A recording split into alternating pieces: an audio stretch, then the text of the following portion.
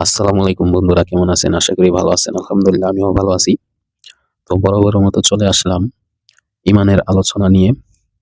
তো আজকে আলোচনার বিষয় হাশরের ময়দানের প্রতি ঈমান, ৬ নম্বর পর্ব। তো চলুন দেখি আলোচনায়। সকল মানুষকে একদিন কবর থেকে জীবিত করে একত্রিত করা হবে একটি নির্দিষ্ট জায়গায়, যার নাম হাশরের ময়দান।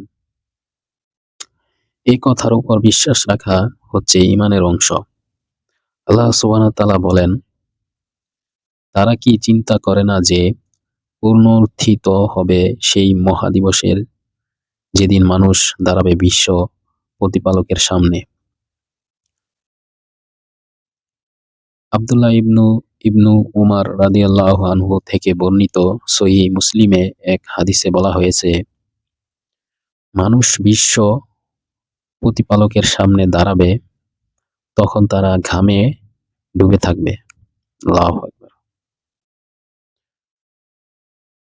সেদিন কি অবস্থা হবে? মানুষ হাসরের ময়দানে দাঁড়াবে এবং ঘামে ডুবে থাকবে। ব্যাপারটা কেমন না? চিন্তা করার বিষয়। তো যাই হোক, এটি একটি ঈমানের শাখা। তো আমরা সবাই বুঝতে পারলাম এই দিনের উপর এবং এই হাশরের ময়দানের উপর অবশ্যই ঈমান রাখতে হবে আমাদের, বিশ্বাস থাকতে হবে।